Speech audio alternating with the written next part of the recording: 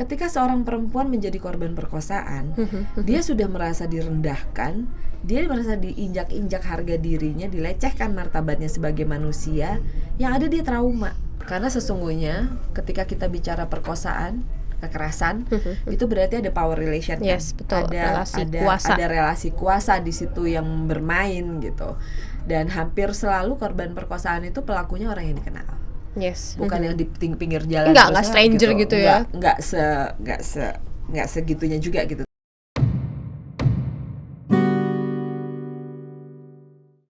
Halo teman-teman semua, hostnya sekarang baru. Hari ini aku Maidina dari ICJR melakukan kudeta terhadap kanal Indonesia Tanpa Stigma dari Rumah Cemara gitu ya. Jadi sekarang hostnya agak cukup baru. Saya Maidina bakal memandu diskusi kita kali ini. Masih sama mungkin sama seperti podcast-podcast yang dari di-upload sama Indonesia Tanpa Stigma berkaitan dengan RKUHP, Rancangan Kitab Undang-Undang Hukum Pidana. Nah, hari ini kita akan bahas isu yang seru nih untuk dibahas, utamanya berkaitan dengan isu perempuan, yang mana ini mungkin akan menggugah rasa kemanusiaan kita gitu. Kenapa penting untuk dibahas, dan akhirnya kita perlu ngedorong ini untuk memberikan perlindungan bagi korban-korban perkosaan yang ada di Indonesia. Nah, yang kita bahas hari ini adalah berkaitan dengan aborsi, terkait dengan pengguguran kandungan, bagaimana dia diperbolehkan untuk diberikan kepada korban perkosaan di dalam rancangan Kitab Undang-Undang Hukum Pidana atau RKUHP. Nah, saat ini yang pasti saya sebagai host nggak sendirian. Di sini kita kehadiran lagi Mbak Syafira Hardani, yang mungkin teman-teman udah lihat di podcast sebelumnya. Beliau concern sekali dengan isu perempuan, isu berkaitan dengan kesehatan reproduksi, jelas gitu ya, berkaitan dengan aborsi juga. Lalu kemudian dia juga seorang advokat gitu ya, lawyer yang sehari-hari juga mendampingi kasus-kasus berkaitan dengan kekerasan terhadap perempuan dan bagaimana negara bisa menjamin hak asasi manusia bagi korban-korban kekerasan seksual, yang mana saat ini kita akan bahas korban perkosaan di dalam RKUHP untuk mendapat jaminan aborsi ataupun penghentian kehamilan yang tidak diinginkan dong, karena ini kan konteksnya adalah korban perkosaan. Apa kabar Mbak Fira?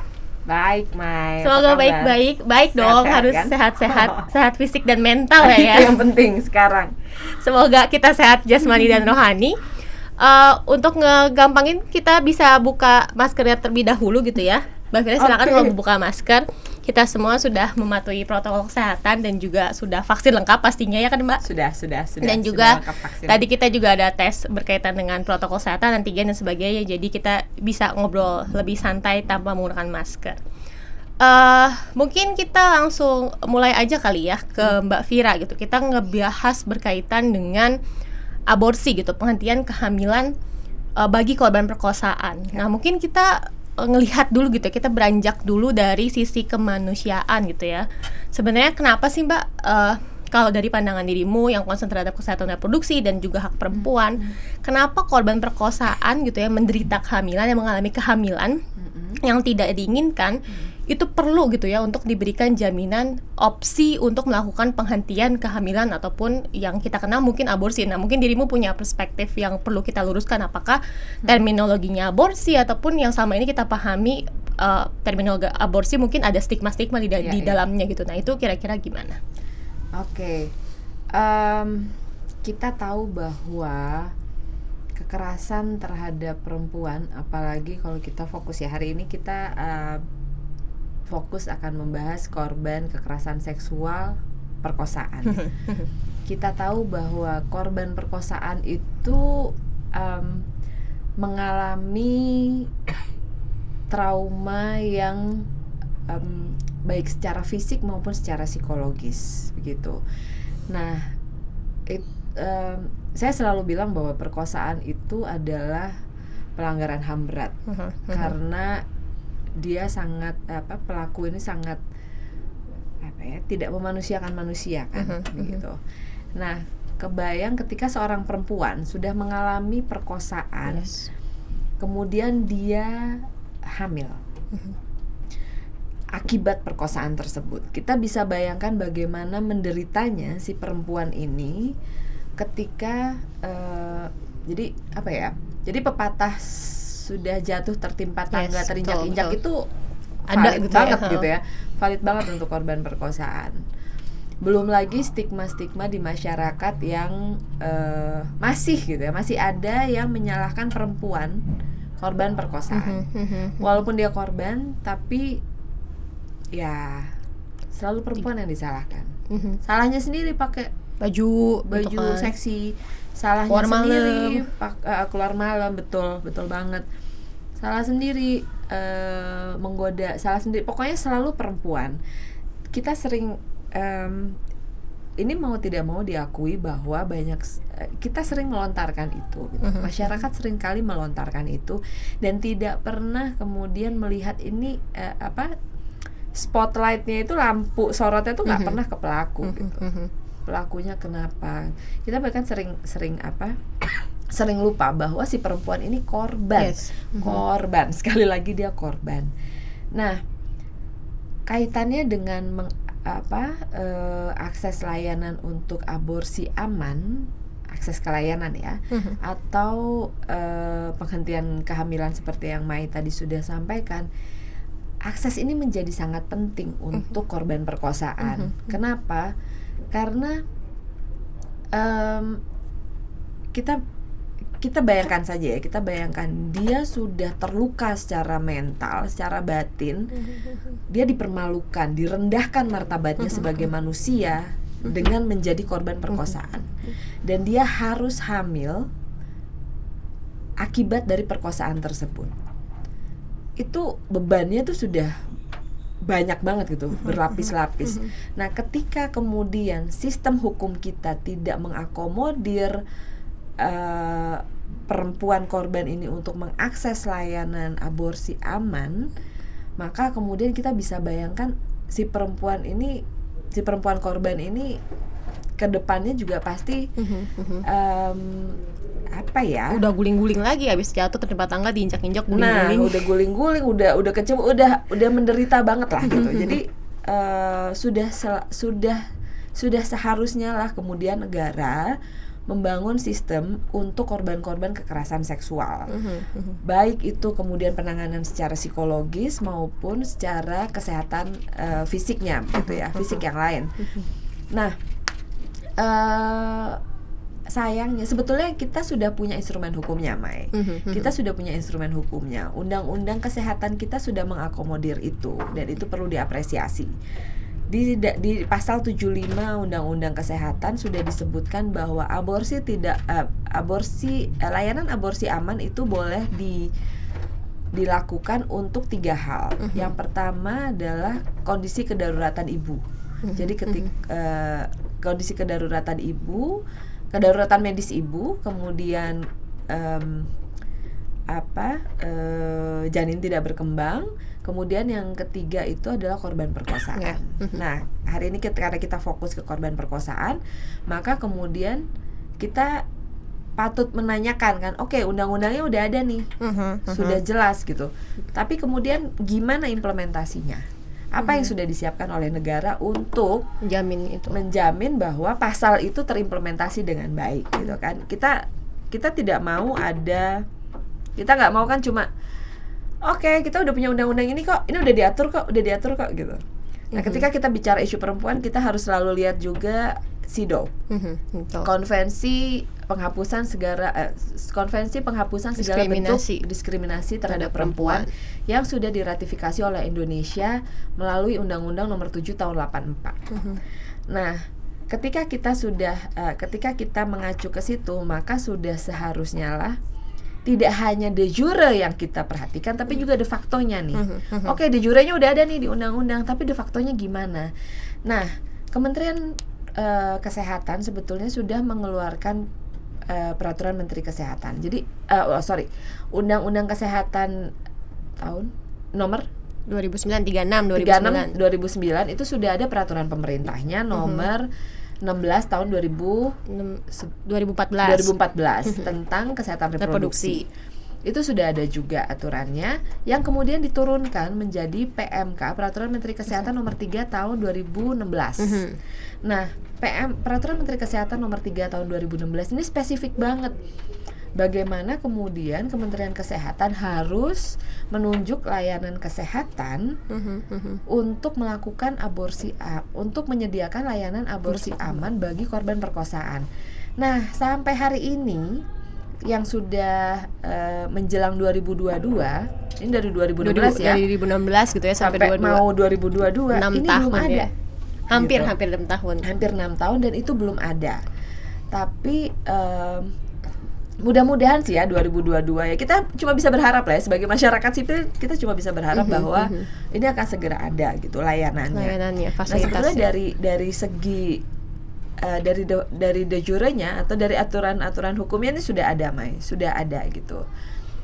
Nah, kalau tadi Mai menyebutkan bahwa kita sekarang di RKUHP juga mengatur tentang aborsi, maka kemudian ini yang agak menjadi masalah nih. Kenapa tuh? Kita udah Agak masuk menjadi RKUHP. masalah. Kenapa nih gitu?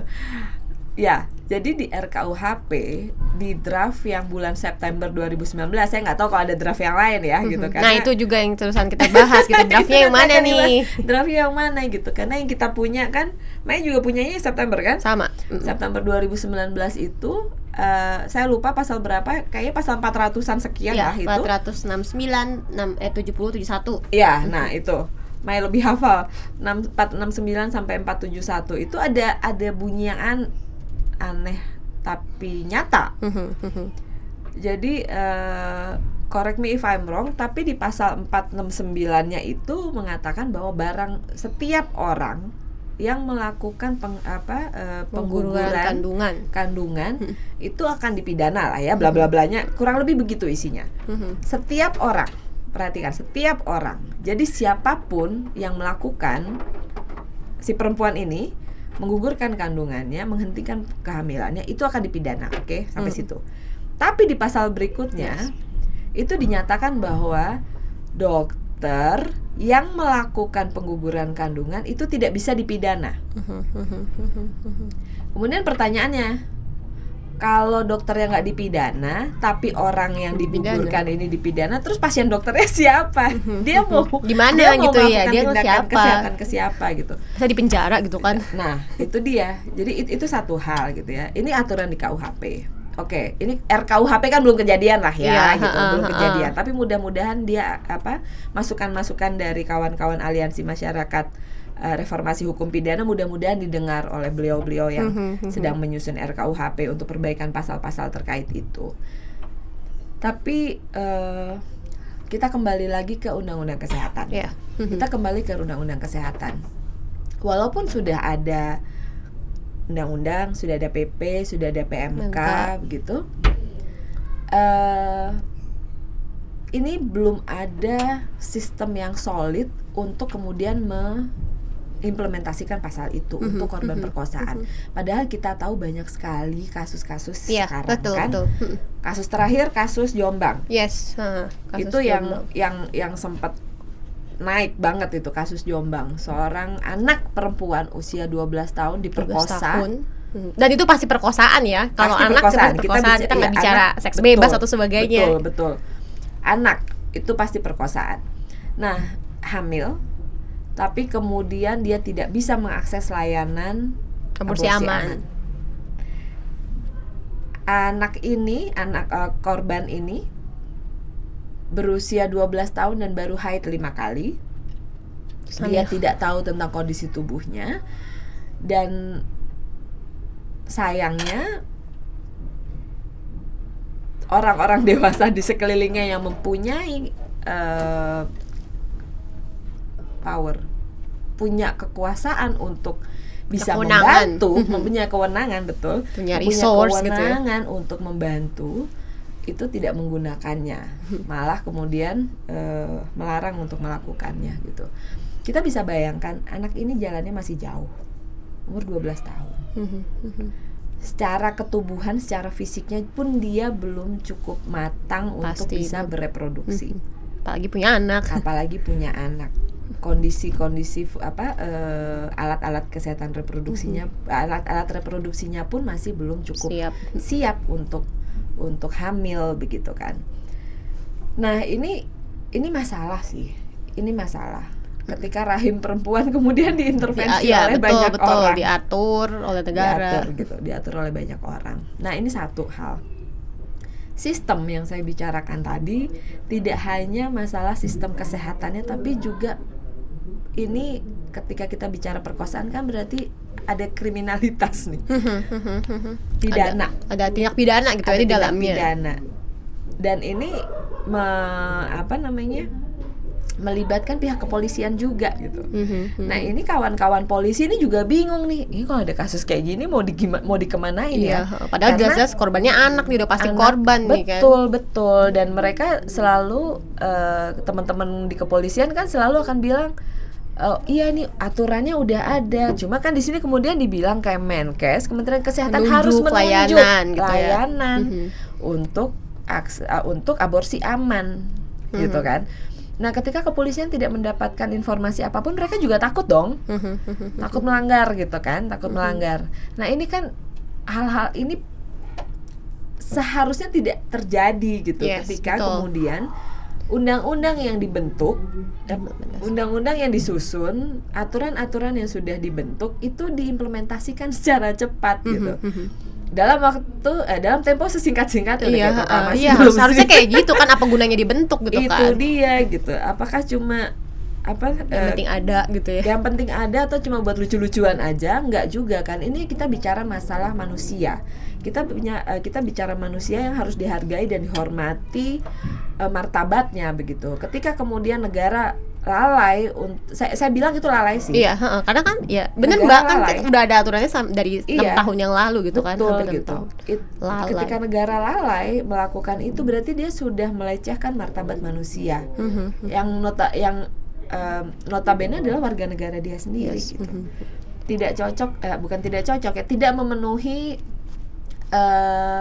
kewajiban negara dalam pemenuhan HAM. Apalagi ini kelompoknya anak kan, spesifik lagi kan, ada undang-undang perlindungan anak, ada komitmen soal anak. Betul. Yang harusnya jadi bisa di PR-nya kalau masalah korban perkosaan ini banyak banget. Satu, sistem kesehatannya. Kemudian 2, di hukum acaranya, dari kepolisian tuh harus gimana? Kayak gimana gitu ya? Sistemnya itu, sistem rujukannya harus kemana, itu kan juga harus harus disiapkan, dibangun sebuah sistem harus dibangun, gitu.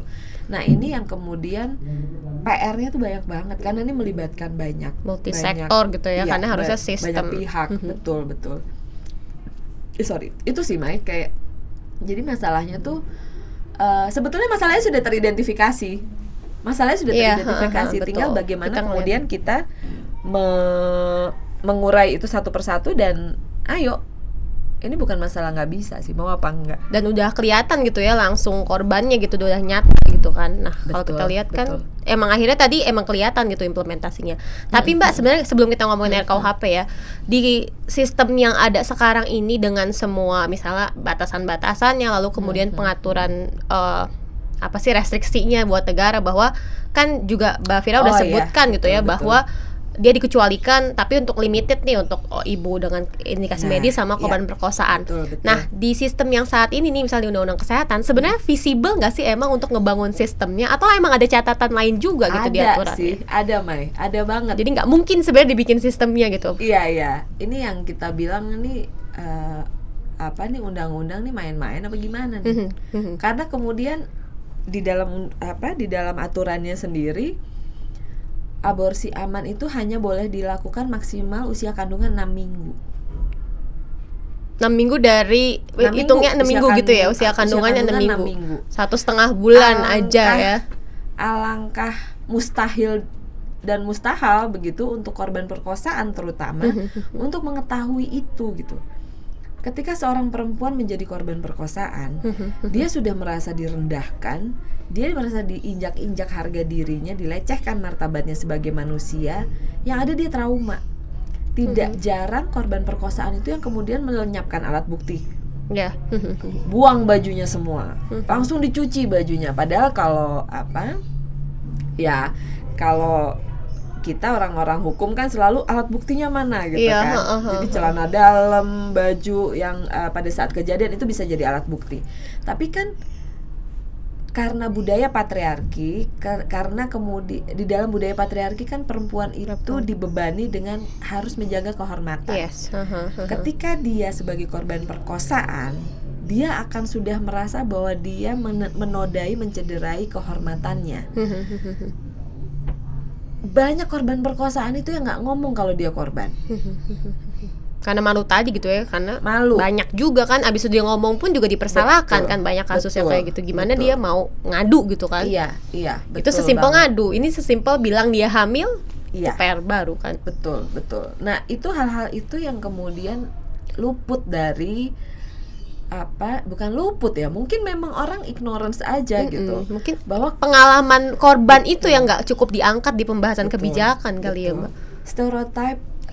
Stereotip terhadap korban-korban kekerasan seksual seperti yang saya tadi bilang di awal, salah sendiri pakai baju seksi, salah sendiri ina inu gitu.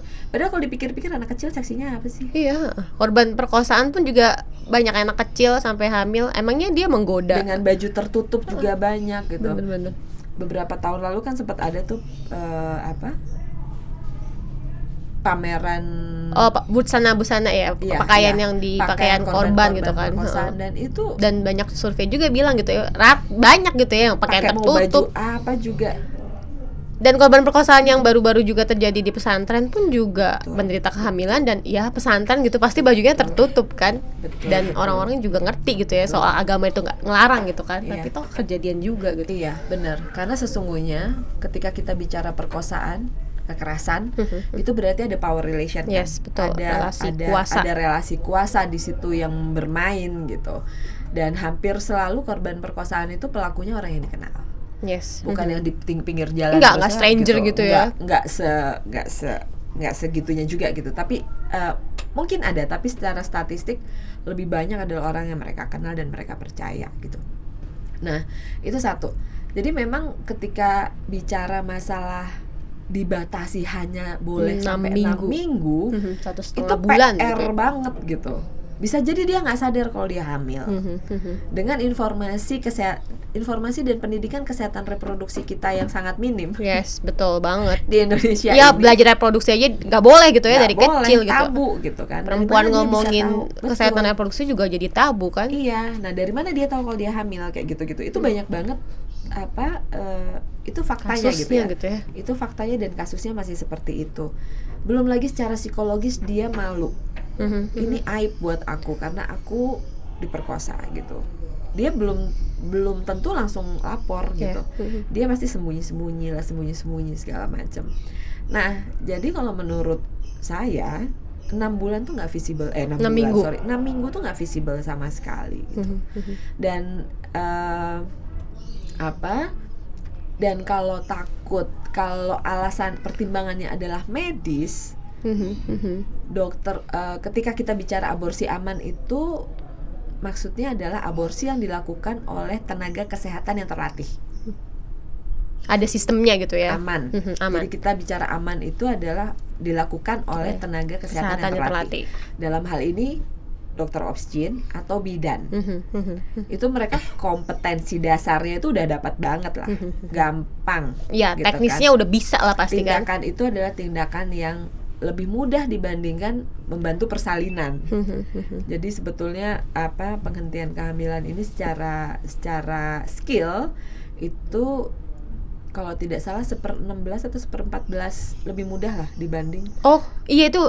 Oh jadi kayak menghentikan kehamilan tuh lebih mudah daripada membantu persalinan gitu. Dari aspek medisnya gitu ya. Betul. Jadi usia berapapun sebetulnya ketika itu dilakukan oleh petugas kesehatan yang terlatih itu aman untuk perempuan gitu. Jadi mungkin bisa di cross check dengan POGI ya, Persatuan Dokter Obstetrik. Nanti kita bahas lagi gitu ya, kacamata kesehatannya gimana nih.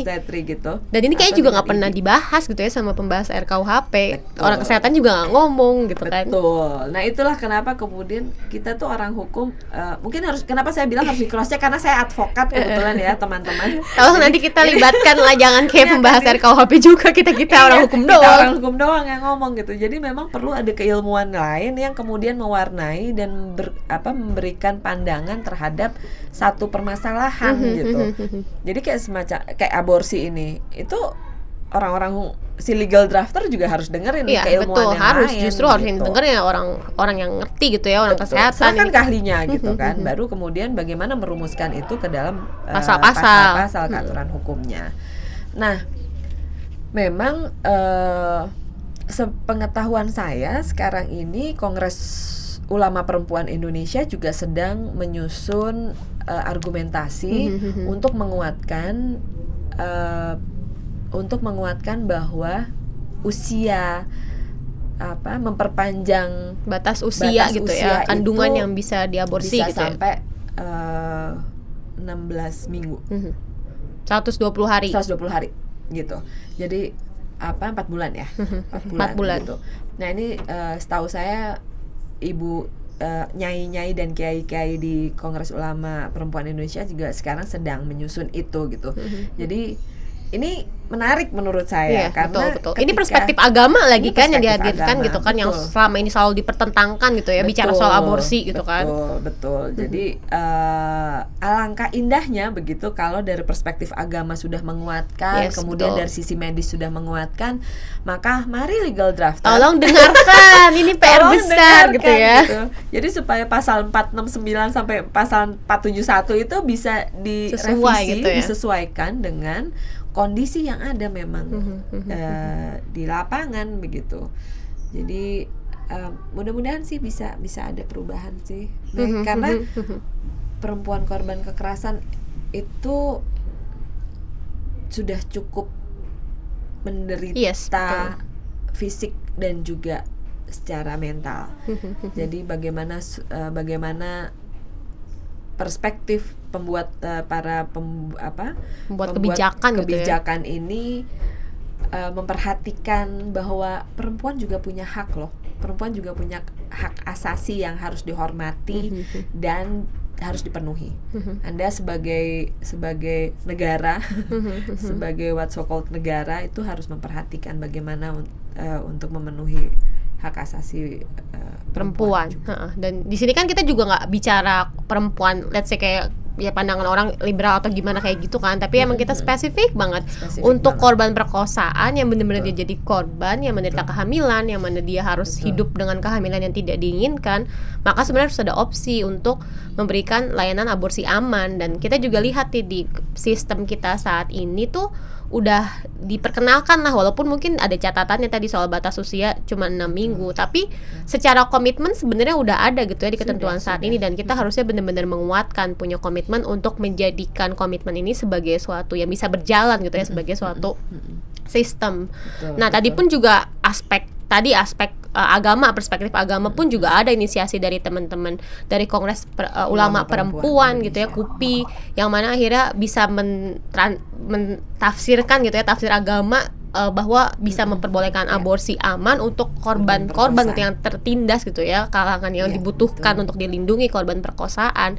Nah, disinilah peran-peran dari pembahasan RKUHP untuk juga bisa menyerap nih dalam kondisi saat ini masalahnya apa. Tadi Mbak Fira sampaikan masalahnya batasan usia yang terlalu pendek, terus juga batasan soal rumusan si aborsi amannya juga yang perlu diselaraskan, dan juga terkait dengan perspektif agama juga bisa bersinergi gitu ya dengan kelompok-kelompok agama Kongres Ulama Perempuan Indonesia. Nah, itu yang paling penting sebenarnya di RKUHP. Nah, sebenarnya dalam konteks RKUHP sendiri tadi Mbak Fira udah sampaikan kan masalahnya ada nih kemajuan yang diakomodir gitu. Kemajuannya diakomodir tapi cuma untuk dokter. Sedangkan tenaga kesehatan lainnya ataupun untuk korbannya justru nggak ada. Nah, sebenarnya justru iya, jadi aneh gitu ya, kenapa korban ditinggal terus dokternya boleh ini gitu kan. Analoginya kan gini, setiap orang yang cabut gigi akan dikriminalkan, tapi dokter gigi yang mencabut giginya itu nggak aman. Kan aneh. Terus dia mencabut giginya siapa? Kita selama ini ngelihatnya pakai perspektif korbannya nanti dikriminalisasi gitu kan. Tapi bisa juga ke dokter yang dokternya pasiennya siapa kalau kayak gitu kan. Kayak gitu kan. Terus gue mau nyabut giginya giginya siapa, terus ya gimana cara kayak gitu kan. Maksudnya analoginya seperti itu sih kalau menurut aku gitu. Nah, ini kan kemudian ini membahayakan sih ketika kemudian kawan-kawan dokter merasa aku sudah dilindungi undang-undang kok, aku boleh melakukan penghentian kehamilan. Tapi dia nggak peduli sama korbannya. Terus kemudian di depan ruang kliniknya udah ada polisi siap menjemput korbannya. korban. It's not fair, itu nggak adil banget. Ya, ya itu bukan kebijakan itu kayak apa, yang gitu? bener gitu, itu apa gitu, Itu sebuah apa, regulasi itu? maksudnya apa nih gitu Itulah, kan. itu. Jadi itu apa sebetulnya? Nah, ini yang 3 pasal di dalam RKUHP ini sih yang kemudian perlu untuk disinergikan dengan undang-undang kesehatan. Bahwasanya kemudian mungkin di merger kali ya, aturan di undang-undang kesehatan udah boleh, bagus nih aborsi boleh dilakukan untuk kondisi ABC 3. Yes. Tapi kemudian RKUHP. batas waktunya 6 minggu. waktunya ini yang kemudian bisa direvisi di RKUHP misalnya, diperpanjang gitu. Nggak 6 minggu, karena terus terang 6 minggu itu untuk korban perkosaan sulit. Iya, betul. Sulit sekali, apalagi kemudian kalau sistemnya di kepolisian, kemudian sistem kesehatan, rujukannya gitu ya. Rujukannya, belum lagi di sistem kesehatan kita ketika harus menghentikan kehamilan itu harus ada rapat komite uji kelayakan apalah aborsi gitu, ya. apa namanya, tim kelayakan aborsi gitu aborsi kan di rumah sakit itu kan butuh waktu Iya. gitu. Itu aja mungkin sudah lebih dari 6 minggu itu dari aja udah berapa kejadian minggu gitu dengan kan. birokrasi di Indonesia gitu kan. Betul. Nah, ini yang saya pikir para pembuat kebijakan harus memperhatikan itu, bahwa korban kekerasan seksual khususnya untuk korban perkosaan ini butuh waktu itu ya? jadi sangat penting gitu. Jadi harus betul-betul diperhatikan gitu. Jangan sampai kemudian berlarut-larut dan menambah luka batin dari korban-korban perkosaan. Dan waktu 1,5 bulan itu nggak make sense banget ya buat korban perkosaan, karena tadi dia aja sebulan mungkin baru ngehealing diri dia, baru berani ngomong gitu di saat di poin ini dia justru harus melakukan tadi serangkaian birokrasi untuk menunjukkan dia korban perkosaan berhak diberikan aborsi. Nah, sebenarnya mah kalau dari perspektif internasional, misalnya kalau rekomendasi dari WHO sendiri ataupun yang berkembang di banyak negara untuk aborsi sendiri untuk korban perkosaan itu sebenarnya diatur oleh negara-negara itu diperbolehkan untuk usia kehamilan berapa minggu. Itu adanya berapa, dan apakah pembahasan berkaitan dengan batasan usia ini hadir juga di pembahasan RKUHP yang saat ini gitu. Kalau di internasional memang berbeda-beda ya. Tapi WHO Organisasi Kesehatan Dunia PBB ya, organisasi ini PBB udah isinya bukan orang hukum ya, isinya orang kesehatan dong. Kesehatan semua nih gitu. Jadi sebetulnya sekali lagi karena mereka orang kesehatan, jadi sebetulnya untuk melakukan aborsi aman itu tidak ada batasan umurnya selama dilakukan oleh tenaga kesehatan terlatih. Tenaga kesehatan terlatih, karena itu adalah kompetensi dasar seorang dokter obsgin. Kompetensi dasar bidan, kompetensi dasar. Saya nggak tahu apakah dokter umum punya kompetensi, mungkin dokter umum punya kompetensi dasarnya, tapi belum tentu punya kewenangan. Ya, tapi diajarkan mungkin ya di kelas kompetensinya umum dia dapat, gitu ya. Tapi dia berwenang atau tidak itu harus dicek lagi gitu. Tapi bahwasanya batasan usia itu bukan jadi masalah gitu. Nah, yang membahayakan adalah ini kalau konteks global ya. Konteks global sudah jelas sih. Aturannya begitu gitu. Gak ada batasan gitu, boleh trimester pertama itu trimester pertama pakai tindakan medikamentosa, artinya pakai pil, pakai obat begitu ya. Obat pun juga bisa sebenarnya, sesimpel obat bisa. Itu kan. Sesimpel itu. Jadi ada banyak metode. Gak yang seperti kita bayangkan gitu ya, kalau itu bentuknya kayak pembunuhan apa segala macam, enggak gitu. Kalau misalnya dari awal pun dia sebenarnya bisa pakai mekanisme obat ya. Bisa banget kalau trimester pertama. Nanti trimester kedua kalau misalnya itu ada lagi metodenya, dan itu dokter-dokter udah ahli lah, udah bisa lah itu. Cuma kemudian kan yang membuat teman-teman dokter ini tidak melakukan adalah karena aturan hukumnya belum jelas buat mereka. Ini gimana nih kalau saya membantu perempuan korban ini, saya gimana gitu sebagai seorang dokter, apakah saya dikriminalisasi atau tidak? Nah, yang kayak gitu-gitu. Makanya kemudian aturan di RKUHP sebetulnya sudah melindungi tenaga kesehatannya, tapi tidak korbannya gitu ya. Gitu, ini yang akhirnya harusnya dua-duanya dong. Betul. Gitu. Nah, efeknya nih itu global ya. Sekarang kita balik lagi ke Indonesia. Efeknya apa nih kalau kemudian layanan kesehatan, layanan aborsi aman ini tidak kunjung ditunjuk? dalam akan sistem ada yang sekarang. aborsi tidak aman. Yes, betul. Dipukul mundur gitu ya, kayak temen-temen tadi bicara soal penanggulangan HIV gitu. Akhirnya yang diakses justru nggak aman. Yang nggak aman ini benar-benar nggak aman, dan itu bisa menghilangkan nyawa.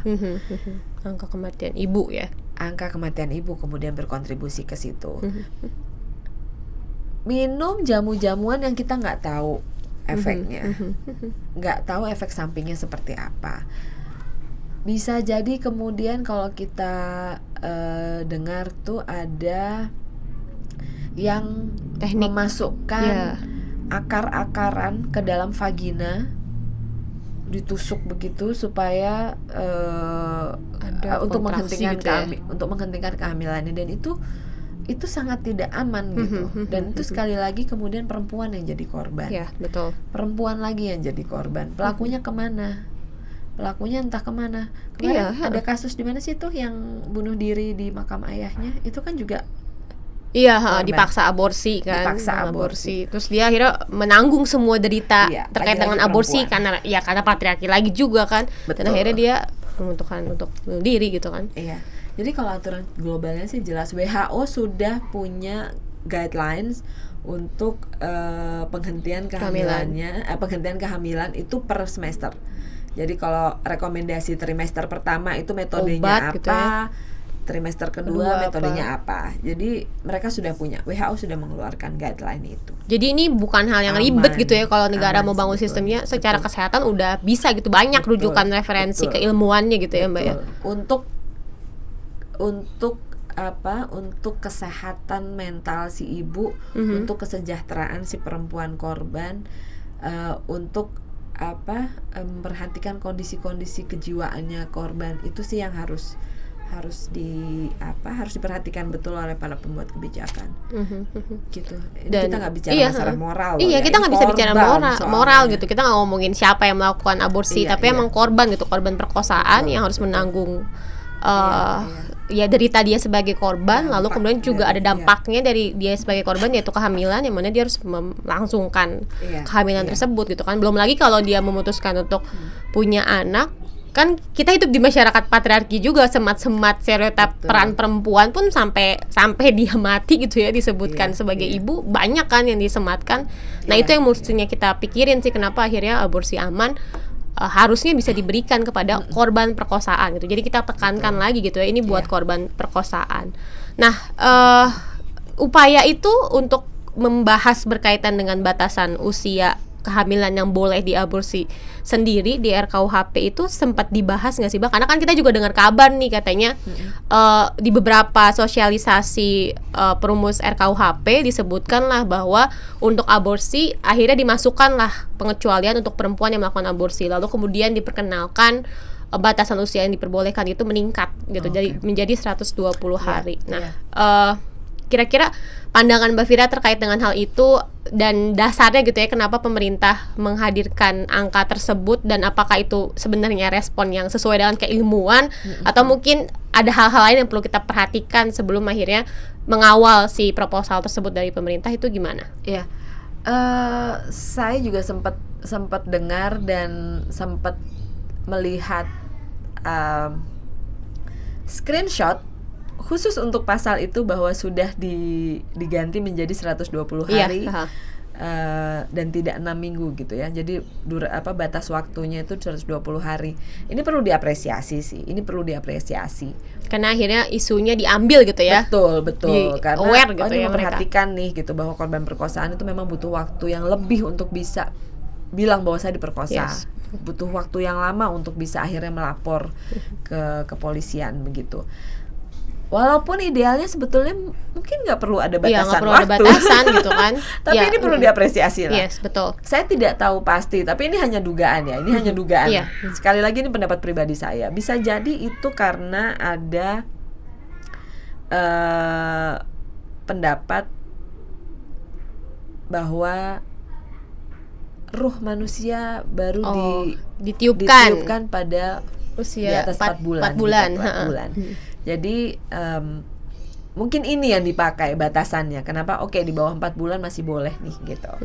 Ini dugaan ya. Ini dugaan karena itu yang paling mendekati sih. Itu yang paling mendekati usia 4 bulan itu.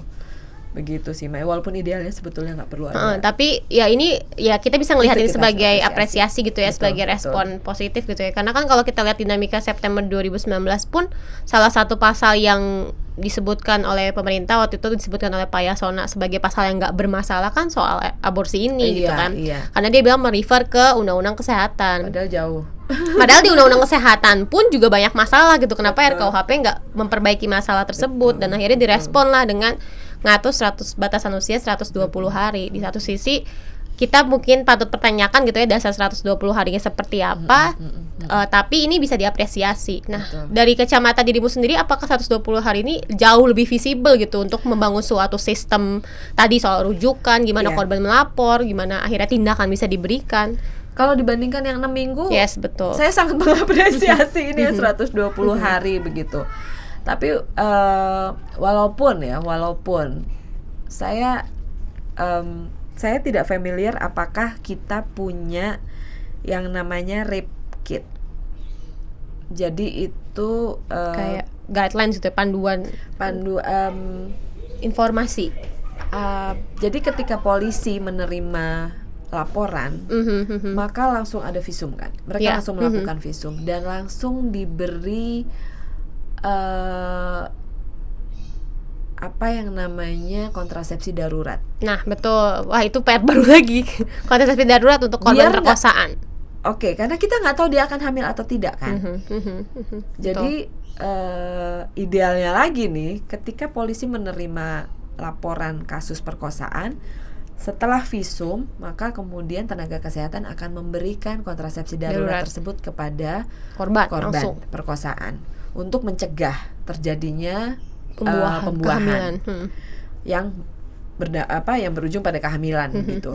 Ini kan sebetulnya ini kan pencegahan banget gitu ya. Ini pencegahan banget. Nah, first aid-nya banget nih buat benar-benar korban perkosaan gitu ya, P3K-nya banget gitu ya. P3K banget nih untuk korban perkosaan. Nah, apakah itu sudah dilakukan? Itu yang saya nggak tahu sih. Itu mudah-mudahan sudah ya, tapi mungkin itu bisa dicek juga. Dan apakah kemudian sosialisasi terkait dengan bagaimana memperlakukan korban perkosaan ini sudah sampai ke level polsek misalnya gitu ya. Karena kan kita mengadukan, kadang-kadang nggak bisa bedain kan polsek di mana, polres di mana, pokoknya ada polisi lapor gitu kan. Di mana ada polisi dia lapor gitu. Nah, apakah kemudian ini sudah disosialisasikan ke sana, walaupun kemudian kan yang melakukan entah RSUD-nya sebagai mitra kepolisian untuk melakukan rumah sakit Polri-nya gitu kan, kayak visum.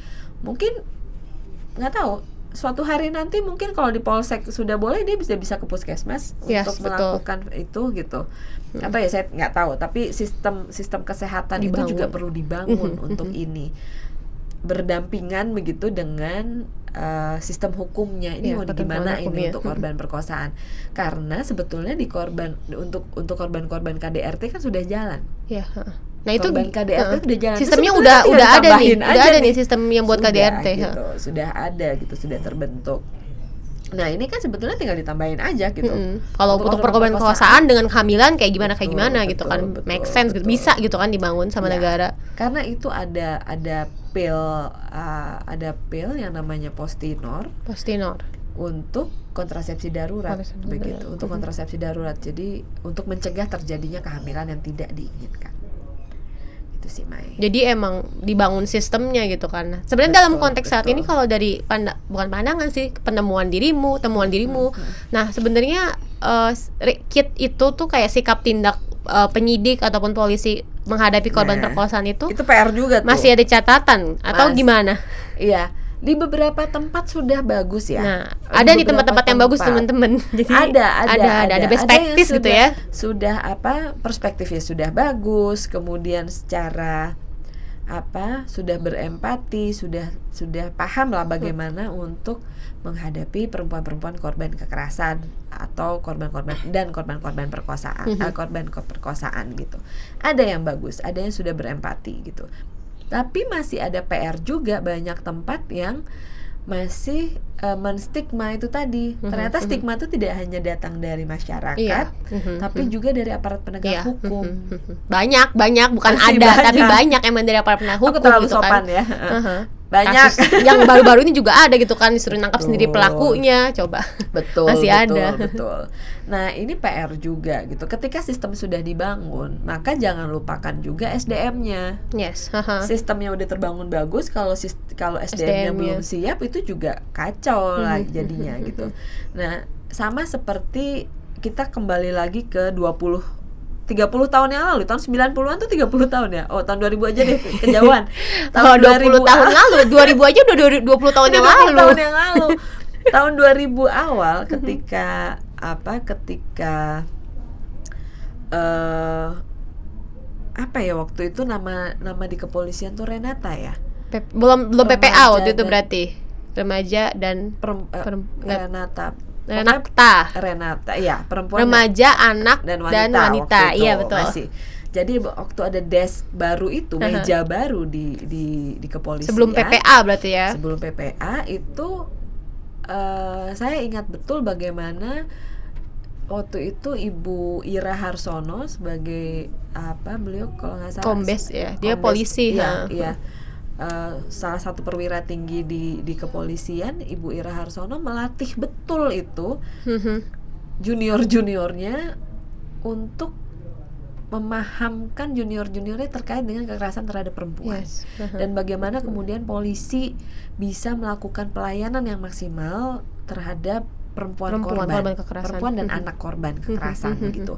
Nah, saya pikir ini juga harus terus dilanjutkan, karena kita tahu polisi kan selalu rolling ya, kemana-mana. Betul. Naik jabatan udah nggak di situ lagi, ada anak baru lagi, gitu. Pindah segala macam gitu kan. Betul. Nah, ini saya pikir bisa dihadang, dalam tanda kutip bisa dihadang di kurikulum polisi gitu ya. Jadi emang sekolah, dasar gitu ya, dasar gitu. Iya gitu. Sebetulnya dasarnya HAM ya. Lagi-lagi. Iya kan, polisi juga punya perkap HAM kan. Iya. Tambahin lah juga pahamnya juga konteksnya perlindungan korban kekerasan kayak gitu kan. Kekerasan terhadap perempuan juga kan gitu. Nah, sebetulnya SDM di aparat penegak hukum, tidak hanya di kepolisian tapi kejaksaan dan juga di pengadilan begitu. Plus juga SDM di tenaga kesehatan. Oh, ini juga nih banyak nih catatannya. SDM tenaga kesehatan ini juga harus diperhatikan, karena mereka yang frontliner nih di sistem kesehatannya, kesehatan, terlepas dari nilai-nilainya, tapi ketika dia sedang menjalankan profesinya sebagai tenaga kesehatan, maka ya sudah, jalankanlah profesi Anda sebagai tenaga kesehatan begitu, yang tujuannya adalah untuk menyelamatkan nyawa manusia. Jadi nyawa si perempuan. Ya, nyawa perempuan. Jadi nggak cuman di konteks di aturannya nih, misalnya aturannya oke, kita apresiasi ada penambahan 120 hari, tapi PR besarnya ada di tadi soal di mana di prosedur di kepolisiannya harus kayak gimana, lalu kemudian di sikap tindak APH-nya nggak hanya polisi tapi hakim, jaksa juga harus di training terus-terusan, dan juga perspektif itu. Dan yang paling penting juga ini kan sangat terkait dengan sikap tindak tenaga kesehatan. Nah, bagaimana ini juga bisa ada nih ruangnya untuk menjamin tenaga kesehatan nggak menstigma, punya perspektif. Paling tidak tadi Mbak Fira sampaikan, paling tidak dia menjalankan sesuai dengan ketentuan gitu ya, terlepas dari nilainya mungkin berbeda pandangan, tapi kalau udah menyangkut dia menjalankan kewenangannya, tugasnya, maka harusnya tidak ada stigma terkait dengan hal itu. Betul. Jadi PR-nya banyak sih. PR-nya banyak. Nah, ini mungkin kita ngelihat dalam kacamata dari tadi mungkin banyak bahas RKUHP, kita agak marah-marah gitu ya, tapi di satu sisi kita punya ada tadi yang Mbak Fira apresiasi gitu kan. Ada latar belakang kenapa kami marah-marah. Kami sering ketemu korban soalnya, terus frustasi sendiri. Iya, karena korban terus-terusan berjatuhan kan. Nah, cuman tadi Mbak Fira kasih sampaikan gitu ya, bahwa ada hal yang perlu kita kawal terus gitu ya, di mana batasan usia kandungan yang bisa dilakukan aborsi untuk korban perkosaan itu menjadi 120 hari. Maka ini harus dikawal, dan ini Mbak Fira tadi sudah sampaikan, angka ini 120 hari sangat mungkin untuk dikawal untuk dibangun sebuah sistem kesehatan. Nah, dan ini yang perlu kita terus kawal gitu ya, terus berjuang untuk hal itu gitu. Dan tadi Mbak Fira juga sampaikan bahwa pembangunannya konteksnya tidak hanya hukumnya aja. Nah, mungkin ini terakhir gitu ya, pembahasan kita yang terakhir, yang bisa kita lakukan untuk mengawal ini seperti apa Mbak, dan paling tidak gimana gitu ya kita bisa menyuarakan ke pembahasan RKUHP dan juga mensinergikan dia dengan pemangku kebijakan yang lain, misalnya Kementerian Kesehatan ataupun juga ahli-ahli yang lain, untuk juga melihat gitu ya bahwa ini nggak selesai nih dengan hanya ngatur secara bunyi pasal, tapi harus dibangun juga dalam sebuah sistem dan harus punya komitmen untuk hal tersebut. Nah itu kira-kira dari sisi kitanya bagaimana nih sebagai masyarakat yang bisa sangat erat gitu. Ini kan nilai kemanusiaan kita yang tergugah kan. Dan di satu sisi untuk pembuat kebijakannya yang harus kita tekankan nggak melulu soal orang hukum. Iya. Tugas kita mungkin sebetulnya tugas DPR ya, karena DPR punya fungsi pengawasan. Cuma karena kita yang memilih DPR, kita juga punya hak untuk mengawasi. Kita ingetin aja terus yang anggota DPR, woi gue pilih gitu kan. Kita harus mengingatkan tiga badan negara itulah, legislatif, yudikatif, dan legislatif. Kita harus selalu mengingatkan, karena undang-undang kesehatan sudah disediakan oleh legislatif nih. Kemudian kan pelaksananya eksekutif, Kementerian Kesehatan, tapi Kementerian Kesehatan yang belum gerak. Yang bisa kita lakukan sebagai masyarakat sipil adalah terus-menerus memberikan data, terus-menerus tidak bosan-bosan untuk memberikan informasi, hasil-hasil penelitian ini loh yang dibutuhkan terjadi di gitu lapangan ya, itu ini. Dan alangkah baiknya kalau kita sebagai masyarakat sipil juga punya alternatif pendekatan gitu, untuk ditawarkan kepada Kementerian Kesehatan. Karena bagaimanapun juga ketika kita bicara masalah akses layanan terhadap aborsi aman, itu adalah nomenklaturnya Kemenkes. Memang udah kebijakannya Kemenkes. Itu Kemenkes yang harus mengimplementasikan itu. Nah, Kemenkes butuh teman. Kita bisa sebagai masyarakat sipil menjadi kawannya Kemenkes. Mudah-mudahan Kemenkes bersedia. Dan kita bisa juga tawarkan ini loh, dari pengalaman kami di lapangan menemani korban, mendampingi korban, gapnya di sini. Dan ini loh alternatif sistem yang kami tawarkan. Apakah itu sudah bisa, apakah itu match dengan sistem yang sedang dibangun, sistem kesehatan yang sudah ada, resource yang sudah ada di Kemenkes gitu ya. Betul. Dan apakah ini kemudian sudah bisa disinergikan dengan sistem hukum sistem pidana gitu, karena ini melibatkan kepolisian juga. Orang lapor perkosaan kan pasti langsung ke kepolisian. Betul. Disinergikan gimana gitu ya. Ya, kita juga nggak boleh lupa kita sudah punya P2TP2A misalnya, ada forum layanan juga kawan-kawan, forum penyedia layanan, pendamping gitu ya. Ya. Nah, itu bagaimana sistem rujukannya, itu kan yang harus dibangun sebetulnya, dan menunjuk gitu siapa nih rumah sakit yang jadi rujukan, yang akan dijadikan rujukan untuk melakukan aborsi aman. Sebetulnya itu selalu mengingatkan dengan data, kemudian memberikan alternatif pendekatan, sistemnya seperti apa kepada pemerintah. Dan jangan capek. Harus ingat kita berjuang gitu untuk perempuan. Boleh capek tapi jangan berhenti. Istirahat aja dulu sebentar tapi jangan berhenti. Kita harus ingat bahwa kita berjuang untuk perempuan dan perempuan korban, dan itu masih banyak sekali. Jadi itu sih, Mai. Jadi itu terus-menerus digaungkan. Tadi Mbak Fira sudah sampaikan gitu, terus menghadirkan informasi dan data. Dan untuk kasus ini, korban perkosaan butuh layanan aborsi aman itu udah nyata gitu. Ada kasusnya di mana memang itu diperlukan untuk korban perkosaan, dan banyak juga data-data lainnya gitu yang dilaporkan bahwa ketika ini nggak disediakan, yang ada akhirnya yang diakses adalah layanan aborsi tidak aman, dan itu memberikan penyumbang gitu ya angka kematian ibu yang justru memberikan resiko lebih besar. Dan ini ya harus dijawab gitu ya dalam konteks kebijakan pemerintah untuk menyediakan. Nah, untuk itu PR dari kitanya gitu ya, kita terus menyuarakan hal tersebut untuk mendorong pemerintah dan DPR, pemerintah dalam hal ini Kementerian Kesehatan, untuk juga bersinergi dengan pembahas RKUHP untuk menjamin gitu ya bahwa layanan aborsi aman itu bisa disediakan dan menjawab kebutuhan dari korban perkosaan yang memang membutuhkan layanan aborsi aman.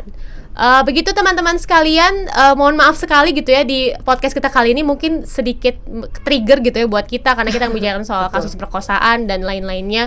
Kalau teman-teman merasakan tidak nyaman, segera mengakses layanan yang dibutuhkan ataupun bisa reach support system teman-teman, diharapkan kita bisa berdaya gitu ya untuk terus menyuarakan terkait dengan hak-hak dari korban perkosaan, yang salah satunya adalah soal layanan aborsi aman. Semoga podcast ini bisa bermanfaat buat teman-teman, dan terima kasih banyak kanal Indonesia Tanpa Stigma sudah menyediakan ruang untuk kita membahas berkaitan dengan isu aborsi aman bagi korban perkosaan.